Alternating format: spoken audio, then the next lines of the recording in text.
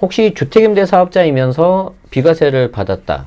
즉 등록임대주택이 있는 상태에서 주택임대사업자가 비과세를 받는 거는 이제 흔히 말하는 거주주택 비과세 특례라고 하거든요. 그게 이제 소득세법 시행령 155조 20항에 있는 건데, 제가 조정대상 지역이니까 거주하니까 그 거주주택 비과세입니까? 그거 아니에요. 다시 말씀드리지만 등록한 임대주택이 있는 상태에서 내가 거주한 주택을 양도할 때는 주택임대 사업자겠죠. 등록한 임대주택이 있으니까 그 거주하고 있는 주택을 양도할 때는 등록해 있는 임대주택을 비과세 판단할 때 일시적으로 빼주는 게 있어요. 그런데 굉장히 딱 들어도 뭔가 아주 좋은 제도라고 생각이 되지 않습니까? 그렇기 때문에 비과세 판단을 아주 엄격하게 하고 여기에 대해서 사건 사고가 생각보다 많이 납니다. 그런데 그렇게 받은 비과세에 대해서 주택임대 사업자에 대해서 좀 들여다볼 수 있다라는 기사가 나와서 제가 좀 경각심을 갖기 위해서 가져왔고요. 단순히 경각심을 갖는 거에서 멈추면 안 되겠죠. 현실적으로 어떻게 할 거냐? 내가 만약에 비과세를 먼저 받았다 그러면은 혹여 내가 잘못 신고한 게 있다면 수정 신고라는 걸 해가지고 지금이라도 늦었지만 세금을 내는 게 오히려 나을 수도 있고요. 앞으로 내가 만약에 이걸 하겠다 하시는 분들은 반드시 최소 2명 이상 세무사님이 상담을 받으시고 그 중에 좀 나랑 좀 맞을 것 같다, 좀 잘 해주실 것 같다, 그런 분한테 아예 그냥 맡기시길 바라겠습니다. 저는 주택임대사업자 거주택 비과세 특례는 무조건 그렇게 하라고 말씀을 드려요. 어떤 내용인지 한번 보도록 하죠. 비즈니스워치, 그 텍스워치랑 같이 세금 관련된 그런 내용들을 많이 하고 있는 곳이고요. 비즈워치 보면은 이상원 기자님께서 작성을 해주셨네요. 비과세 받은 임대사업자 들여다본다. 23년 2월 11일자로 이렇게 작성을 해주셨어요. 한번 좀 볼게요. 국세청이 과거 양도세 비과세 감면 혜택을 받은 주택임대사업자들을 집중적으로 들여다보기 시작했다. 근데 뭔가 이게 근거가 있으니까 이런 기사를 쓰신 거겠죠. 그냥 겁주려고 하면 한 건 아니겠죠. 그죠? 자, 임대사업자에 대한 세제 혜택은 등록 임대사업자의 요건 충족을 전제로 주어졌는데 중도의 요건을 갖추지 못한 경우가 적지 않다고 판단했기 때문이다. 특히 임대사업자에 대한 혜택이 맞았던 2018년 9월 13일 전에는 비과세 감면을 잘못 받은 경우 올해로 국세를 부과할 수 있는 기한이 끝나는 상황이다. 이걸 이제 좀 여러분들이 아셔야 되는데, 자, 이런 겁니다. 한번 좀 볼까요? 자, 여기 보시면은, 우리가 이제 2018년 9.13 대책이라고 하죠. 이때부터 주택임대 사업자에 대해서 혜택이 줄어들기 시작을 했어요. 그래서 이제 좀 상대적으로 좀 이쪽은 혜택이 좀 어느 정도 있었는데 이쪽은 혜택이 그렇게 많이 좀 없다. 지금 이런 내용이거든요. 이해되시죠? 자, 그런 상태에서 지금 여기에 대해서 좀 혜택을 받은 사람들에 대해서 뭔가 이제 정부가 조사를 좀 해보겠다라는 거죠. 왜 그러냐면, 자, 바로 요 날로부터 이제 5년이 이렇게 딱 지나는 거예요. 그럼 언제가 되는 거죠? 23년 9월 13일. 올해 9월 달이잖아, 9월 달. 그래서 올해 9월 달이 되기 전에 좀 뭔가 할 수 있는 거를 좀 해보도록 하겠다. 5년이 지나버리면은 이제 부과 제척 기간이라고 해가지고 과세 당국이 세금을 이렇게 매길 수 있는 기간이 그냥 넘어가 버리는 그런 일이 좀 생길 수가 있어요. 여기 나오죠. 국세 부과 제척 기간 이렇게 나오는 겁니다. 그래서 국세청 입장에서는 과세 당국 입장에서는 요 국세 부과 제척 기간 5년이 끝나기 전에 조사에 착수할 수 있는 명분을 갖춘 셈이다. 그래서 우리 예전에 한번 제 채널에 나왔던 분이 계시거든요. 세무 공무원 분 계시는데 그분이 이런 말씀을 좀 하셨었죠. 그래서 이 기간이 끝나기 전에 정기 어떤 감사라든지 아니면 조사 등을 통해서 부족한 세수를 좀 충당할 수 있다. 라는 말씀을 말씀을 하셨는데 그건 팩트고요. 지금부터 말하는 거는 저희 어떤 뇌피셜인데 예를 들어서 이런 거죠. 지금 국가 입장에서는 뭔가 경제도 힘들고 아무래도 분위기 안 좋으니까 좀 세금을 좀 감면도 해주고 좀 예전보다 좀 줄여주고 정상화라는 이름 하에 이렇게 좀 해주잖아요. 그럼 분명히 예상했던 것보다 좀 약간 줄어든단 말이죠. 근데 그 땅 파서 뭐가 나오는 게 아니잖아요. 그래서 그런 부족분을 어딘가에서 충당을 해야 될 수도 있을 거다. 그게 그런 것 중에 하나가 이런 게 될 수도 있지 않을까 나옵니다. 그래서 일선 세무서에서는 이미 조사관들이 임대사업자들의 비과세 감면 전수조사에 착수했다는 소식도 나온다. 임대사업자들의 비과세 감면 전수조사에 착수했다. 그러면은 임대사업자의 저 비과세 감면이 도대체 뭡니까? 이거 알아야 되겠죠. 이거 알아야 돼. 이거 알아야 되는데 이게 이제 좀 여러분들이 알고 계셔야 되는 좀 어려운 겁니다. 자, 이게 이제 뭔지 좀 설명을 좀 제가 드려볼게요. 이게 이제 주택 임대 사업자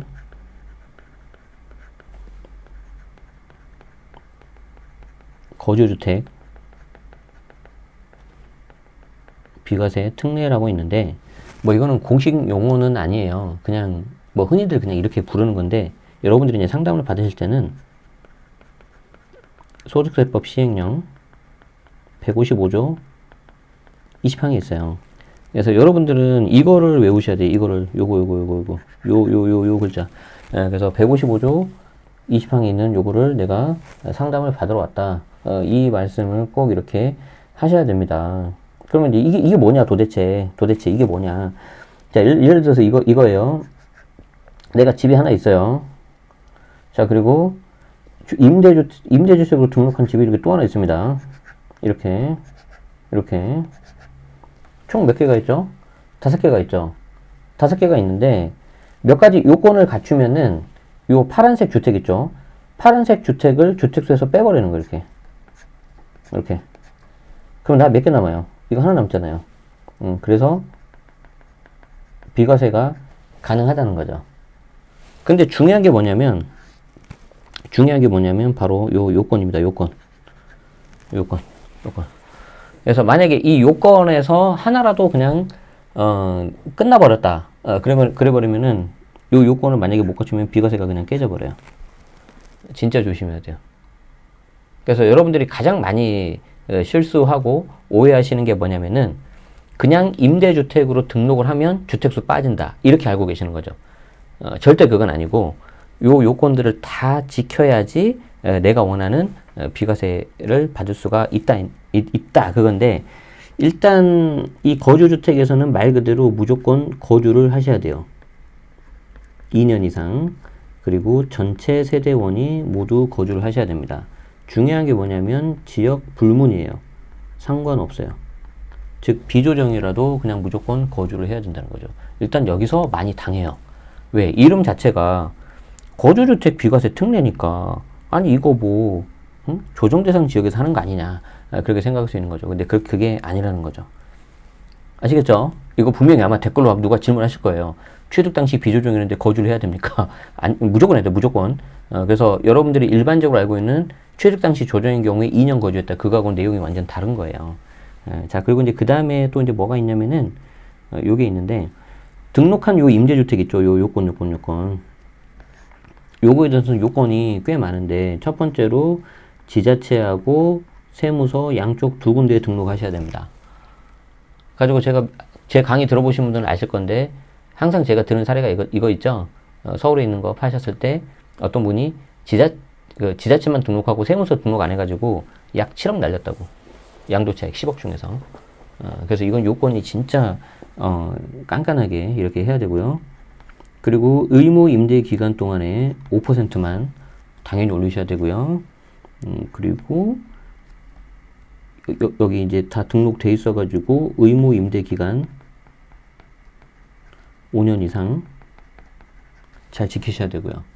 그래서 이 요건들이 또 굉장히 많이 있어요. 그래서 여기는 요건들하고 위에 거주주택에 대한 요건 이런 것들을 다 지키셔야 되기 때문에 아까도 말씀드린 것처럼 세무사 사무실 가서 2명 이상 상담 받으시고 아예 그냥 맡기셔야 돼요. 맡기셔야 돼. 그러면 이제 신고 대행료까지 들어가기 때문에 금액은 좀 꽤 나올 거거든요. 몇백만 원 나올 거예요. 근데 그게 훨씬 싸요. 그게 훨씬 싸. 그리고 저는 아까 우리 사례에서 보여드린 것처럼 임대주택이 많다. 그런 경우라면 어쩔 수 없는데 임대주택이 만약에 한 채나 두 채 있다. 그러면 차라리 저는 그 임대주택을 그냥 다 팔고 나머지 그냥 1주택 비과세 받으라고 저는 그냥 추천을 합니다. 왜 그러냐면 내가 거주주택에 대해서 이렇게 비과세를 먼저 받았잖아요. 이렇게. 비과세를 받았는데 나중에 등록한 임대주택 요건을 다 갖췄는데 중간에 뭐 의무 임대 기간을 다 채우지 못하고 중간에 팔아버리잖아요. 그러면 이거 깨지는 거예요. 깨져. 그러면은 비과세를 못 받아요.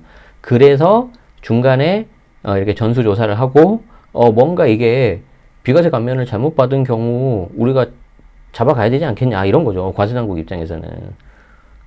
이건 어쩔 수 없습니다. 그래서 세금은 여러분들이 국가 입장에서 한번 생각을 해보시면 심플해요. 예를 들어서 여러분들이 가게에서 이렇게 우리가 살림을 하잖아요. 예를 들어서 밖에서 누군가 돈을 벌어오면은 안에서 그거를 살림을 하면서 소비와 지출을 제대로 통제하면서 이거를 이제 가져가면서 제대로 이제 가게를 꾸려나가는 거 아니겠습니까? 그러면 그때 예를 들어서 직장인 월급을 받는다. 한 달에 뭐 500만 원 받는다. 그럼 그 500만 원이 굉장히 소중한 돈이잖아요. 맞죠? 국가 입장에서도 마찬가지예요. 국가에서 예산을 세우고 그걸 가지고 여러 가지 일을 하는데 그 예산에서 충당하는 게 대부분 이제 다 뭐 대부분 다 세금이지 않겠습니까? 그런데 그 세금에 대해서 내가 거둘 수 있는 거를 못 거뒀다. 이건 말이 안 되는 거죠. 그렇기 때문에 이런 것들을 깐깐하게 볼 수밖에 없습니다. 네. 자, 그럼 보세요. 임대사업자 거주주택 비과세가 조사 포인트인데 요 조사 포인트가 뭐라고요? 요거라고요. 요거. 소득세법 시행령 155조 20항 이겁니다. 이거. 그래서 여러분들은 꼭 요 말을 기억하셔서 세무사님하고 상담할 때 막 중언부언하고 그러면 서로 힘들어요. 여러분들도 힘들고 앞에 계신 세무사님도 힘들고 그러니까 소득세법 시행령 155조 20항 외우시든지 아니면 제가 주택임대 사업자인데 거주하고 있는 주택에 대해서 비과세 받고 싶다. 요 말씀하시면은 아실 겁니다. 주택임대 사업자에 대한 혜택은 뭐 여러 가지가 있었는데 거기에 대한 것들은 또 이제 별도의 내용이고 테마고 시간이 오래 걸리기 때문에 패스할게요. 조정 대상 지역에도 양도세 중과를 피하게 해주고 양도세 장기부 특별공제도 추가로 받을 수 있게 해줬고 재산세 종부세도 부담도 줄여줬지만 그에 못지않게 의무사항도 굉장히 많았죠. 그리고 이런 공적 의무사항을 안 지키면은 세제 혜택도 못 받는 거는 물론 과태료까지 나와요. 특히 의무임대기간 못 지키면은 3천만 원 이하까지 나옵니다. 특히 여기가 중요한 거죠. 주택임대사업자가 임대주택 외에 본인이 거주하고 있는 주택을 팔 때는 다시요. 주택임대사업자가 임대주택 외에 본인이 거주하는 주택을 팔 때는 그렇죠. 그러니까 아까 5채였는데 하나, 둘, 세 개, 네 개는 임대주택 등록을 했고 나머지 요거 하나에 대해서는 거주해야 돼요. 거주. 무조건 거주. 참고로 이 거주 기간은 전체 기간에서 통산해서 2년만 거주하시면 돼요. 뭐 무조건 2년을 딱 붙여서 해야 된다 그런 거 없어요. 무조건 그냥 통산해서 2년이면 된다. 뭐 예를 들어서 5년을 가지고 있었는데 그 중에 3년 거주했다. 띄엄띄엄 했다. 상관없어요. 자, 그러면은 요 경우에는 1세대 1주택과 같은 양도세 비과세 혜택을 좋고 수십 채를 임대하고 있는 임대사업자라도 하더라도 집을 팔 때는 양도세 비과세 혜택을 받은 거고 그리고 더 좋은 게 뭐였냐면 생애 이것만 잘 활용하면은 거주주택을 갈아타면서 여러 차례 비과세를 받는 경우도 있었다. 다만 2019년 2월 10일 이후에는 딱 한 번만 거주주택 비과세를 받도록 규정이 바뀌었는데 이게 무슨 말이냐면 아주 이거는 지엽적인 내용인데 사실 제네시스가 주택임대사업자를 한 이유는 바로 이것 때문이었다. 바로 이것 때문이었다. 자, 어떤 건지 제가 보여드리도록 하죠. 자, 이게 집이 있습니다. 왜 이렇게 집이 안 예쁜 거예요? 이렇게 마음에 안 들게. 좀 다시. 자, 집이 이렇게 있습니다. 이렇게 있어요. 안 예뻐도 그냥 그러니 하세요. 자, 그럼 이 중에서 거주한 거죠. 그리고 이거를 임대주택으로 등록한 거예요. 자, 요건 다 갖췄다고 가정할게요. 자, 그러면은 이때 1번 거주주택을 양도할 때 비과세가 가능하죠? 맞죠? 자, 그럼 이 비과세 받아요. 그리고 나서 이 중에 하나로 이제 이사 갑니다. 물론 요 집은 의무 임대기간 다 채우고 그리고 나서 요 집을 또 매각하죠? 그럼 이때 또 비과세가 또 가능해요. 물론 일부에 대해서만 비과세가 돼요. 직전 임대주택 매각한 이후분에 대해서만 비과세가 돼요. 기준시가로 안분 계산해서. 아무튼 그냥 그렇게 받아들이세요. 자, 그리고 나서 여기를 매각하고 또 내가 비과세를 받는데 이번에는 다른 집을 사 이렇게 하나. 하고 이쪽으로 가 이렇게. 그럼 여기가 또 거주주택이 되잖아요. 그럼 이거 또 비과세가 또 가능해요. 그런 식으로 순차적으로 계속해서 비과세를 받을 수가 있었어요. 그래서 저는 저 방법을 쓰려고 제 거주주택 빼고 나머지는 전부 다 등록을 한 거죠. 그랬는데 2019년 2월 달에 시행령을 개정을 하면서 그 이후에 취득한 거에 대해서는 딱 한 번만, 그 전에 취득한 거에 대해서는 계속 가능하지만 그렇게 됐습니다. 이정호 세무사님께서 오셨군요. 반갑습니다. 네. 그래서 이제 이거는 진짜 히스토리도 되게 많고 이거는 뭐 잠깐 짧게 해서 될 게 아니고 요거 특강만 해도 한 최소 2시간 정도 해야 돼. 그런데 이제 앞으로 지금 아파트가 신규 등록이 다시 허용이 되죠. 그리고 2분기 때에는 세제 인센티브 관련해 가지고 이제 뭔가 나온단 말이에요. 그럼 그때 제가 다시 한번 우리 멤버십 특강이라든지 절세 원데이 특강으로 해가지고 좀 설명을 드리도록 할게요. 자, 어쨌든 여기 이제 보면은 이런 세제 혜택 중에 가장 기본이 뭐냐면 임대 등록 요건을 유지한다는 거고, 이제 깊숙하게 들어가면은 각종 공적 의무 사항을 다 이제 맞추셔야 돼요. 진짜 그거 하나 놓쳐가지고 비과세 못 받은 분 제가 많이 봤다니까요. 그 중에 제일 많이 놓치신 분이 10억 중에 7억 날리신 분이 계시단 말이에요. 그래서 중도의 요건을 갖추지 못하는 상황이 있다면 비과세나 감면받는 세액을 토해내야 된다. 그쵸? 그래서 들여다보는 이유다. 그리고 여기 이제 대놓고 써있지 못했지만 뭐라고 써있겠습니까? 가로쳐 있어가지고 요즘에 세수 부족하다. 뭐 그런 말도 써있겠죠. 자, 그러면 이제 그 중에서 이제 여러 가지를 볼 건데 어떤 걸 볼 거냐. 뭔가 중심 잡고 보는 부분이 있을 거 아닙니까? 왜냐하면 우리 국세 공무원분들이 하고 있는 업무량이 굉장히 많단 말이에요. 그래서 어떤 걸 많이 보냐면 5%를 보요. 5%. 5%. 그래서 5%로라고 의무 임대기간 준수했냐 안 했냐 요겁니다. 그래서 여러 가지 공적 의무 지켜야 된다. 아까 말씀드렸죠. 그 중에서도 5% 이내로만 징역해내는 이른바 5% 룰이 있는데 요것도 이제 조문이 좀 처음에는 희한하게 써가지고 연 5%라고 되니까 그럼 1년에 5%니까 보통 2년마다 재계약하니까 10%냐 막 그런 말들이 있었는데 그게 아니고 재계약할 때마다 그냥 5%라고 생각을 하시면 되죠. 그리고 요 5% 지키는 것도 2019년 2월 달에 그 세법 그 시행령 개정이 됐고 2019년 10월 달에 이제 민특법 개정이 되면서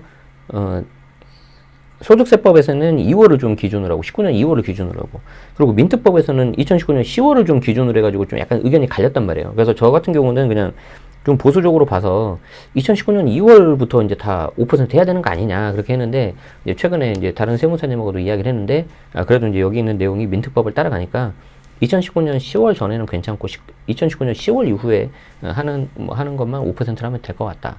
좀 그렇게 좀 정리가 좀 됐어요. 저도 이제 그게 맞는 것 같은데 저 같은 케이스는 저도 이제 주택임대 사업자니까 저 같은 케이스는 그냥 보수적으로 다 그 전부터 다 5%만 올려버렸어요. 그냥 혹시 내가 잘못돼 버리면은 더 데미지가 크니까.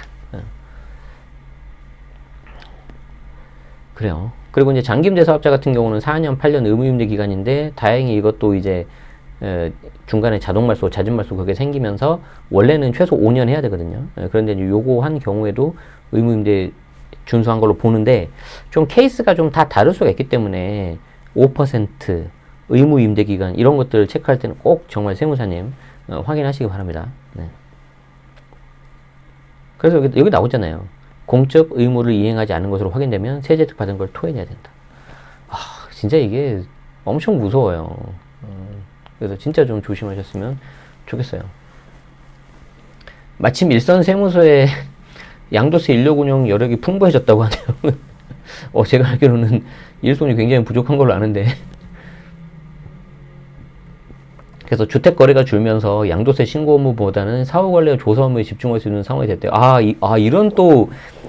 이런 상황이 또 될 수가 있군요. 이게 무슨 말이냐면 지금 거래가 역대급으로 최저잖아요. 거래가 역대급으로 최저가 되다 보니까 상대적으로 좀 이게 좀 여력이 되니까 양도세 신고 업무에서 조금 손을 이렇게 빼서 이런 비과세 사후 관리 그리고 조사 업무에 집중을 한다고 합니다. 야, 이거 좀 너무한 거 아닙니까, 이거? 그래서 여기 보면은 이제 매매가 20만 건에서 그쵸? 아니 잠깐만 100만이죠. 단위가 만 건이니까 200만 건에서 93만 건 거의 뭐 반토막도 더 줄어버렸잖아요. 그러니까 여기서 나온 좀 여력을 조사 업무에 집중하겠다. 아, 요즘에 서민들 먹고 살기 힘든데 좀 봐주시면 안 됩니까? 네. 아, 그 참. 아무튼 그러네요. 여기 이제 보면은 이제 좀 뒤에는 이제 좀 디테일한 내용들이 있어요. 세무서 인력 구성은 이미 집값이 뛰고 거래와 규제 건드려 할 일이 많았던 시기에 맞춰져 있다. 그러니까 이제 굉장히 그때 기준으로 돼 있는데 갑자기 줄어버리니까 좀 이게 여유가 좀 생긴다는 그런 거죠. 좀 뭔가 씁쓸합니다.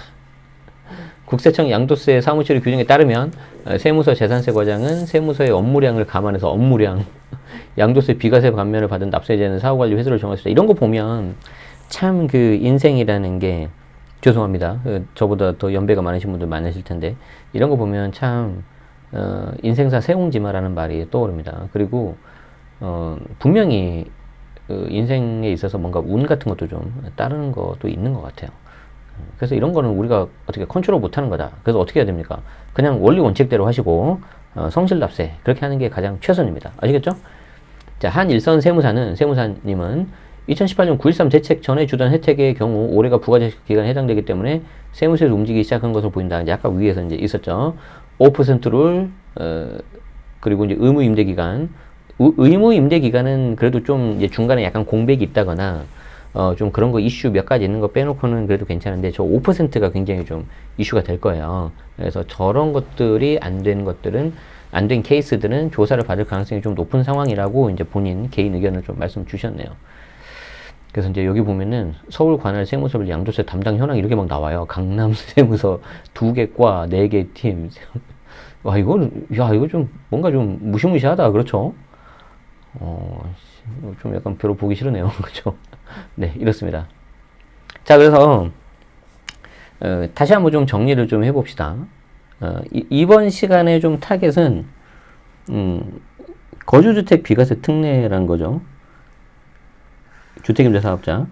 그래서 이미 내가 신고를 했어, 비과세를. 그러면 이제 이때 세무대리인을 끼고 한 게 있고 세무대리인을 안 끼고 한 게 있을 거예요. 아, 근데 정말 이 안 끼고 하신 분들은 왜 이렇게 강심장인지는 잘 모르겠어요. 그리고 이제 세무대리인 끼고 한 경우는 그래도 혹시 모르니까 뭐 이런 게 있는데 괜찮겠냐라고 한번 좀 해가지고 하시면 좀 좋을 것 같고요. 왜냐면 이제 잘못된 경우에는 이제 수정신고라는 게 있거든요. 그럼 이거라도 내가 미리 하면 가산세는 좀 줄일 수가 있단 말이에요. 근데 말이 그렇지 쉽지 않죠. 그리고 이제 앞으로 신고하실 분들 계시죠. 저는 이 거주주택 비과세 특례 아까 155조 20항에 있는 거라고 했잖아요. 저는 이거 하지 말라고 말리고 싶어요, 진짜. 예, 어디서 또 폭탄이 나올지 모르니까. 그냥 이거 하지 마시고, 그냥 1세대 1주택 비과세 하세요, 그냥.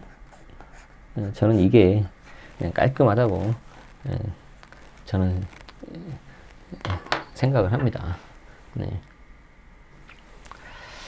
자, 오늘은 여기까지고요. 관련해서 2월 달에 양도세 비과세 특강이 있으니까 필요하신 분은 고정 댓글과 본문에 보시면은 제 카페에서 모집을 하고 있습니다. 참고하시고 다음에도 관련 내용 제가 체크해서 알려드릴 테니까 구독하시고 알림 설정하시면 되겠죠. 자, 오늘도 시청해주셔서 고맙습니다.